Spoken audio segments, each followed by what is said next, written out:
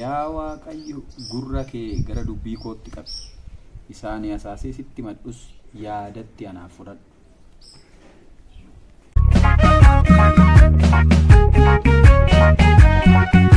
Asga'uun koo gatii dhiiga isaatiin miti laayyo.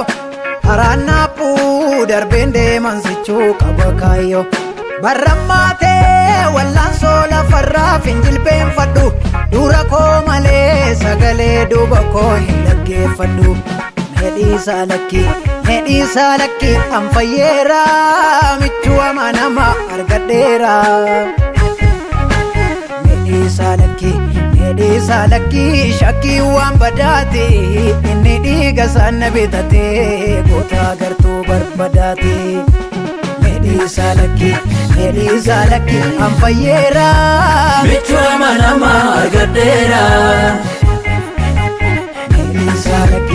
Medhiisaa lakki shakkii waan badaate inni dhiiga isaan na bitate goota agartuu barbadaate.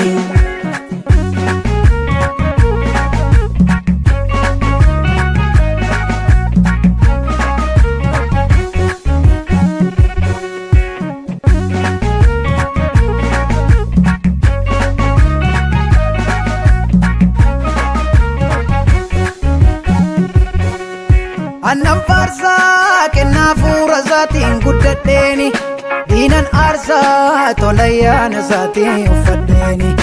Handarbeera diinonni lubbuu koo kufaniitu na jabeessu ergamoonni solii dhufaniitu. Handarbeera diinonni lubbuu koo kufaniitu na jabeessu ergamoonni solii dhufaniitu. Ifeenatti mul'ata abdii boriitu ifeenatti mul'ata. Ifeenatti mul'ata biiftuu bareetu ifeenatti mul'ata. Ifeenatti mul'ata gonfoo ifuutu ifeenatti mul'ata. Abdiinatti dubbata hafuura qulqulluutu abdiinatti dubbata.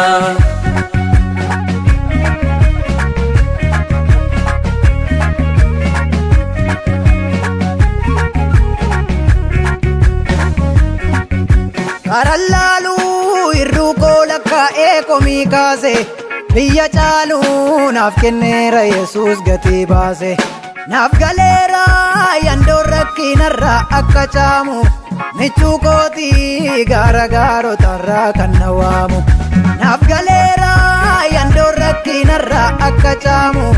Michuu kootii gaara gaarotarraa kan na waamu. Medhiisaa lakki an fayyeera michuu amanama argadheera. Medhiisaa lakki shakkii waan badaate inni dhiiga isaan na bitate goota agartuu barbadaate.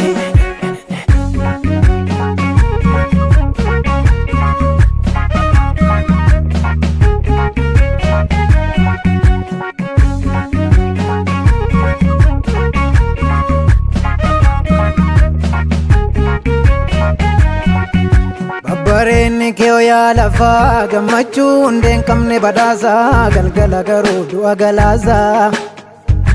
Okkolfaa si faana imaluuni biyyoo kuulee jajee ol kakaasaa lubbuu gara si olitti calaasa. Namni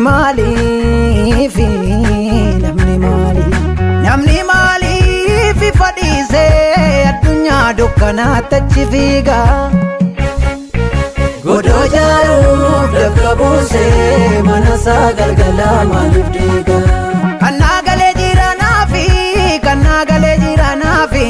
Kannaa galee jira. Ijoon uumama jaan mul'atu kun gubachuufi. Dorgommiin koo jireenya bara baraa argachuufi. Gonfoo warra mo'anii fudhachuufi.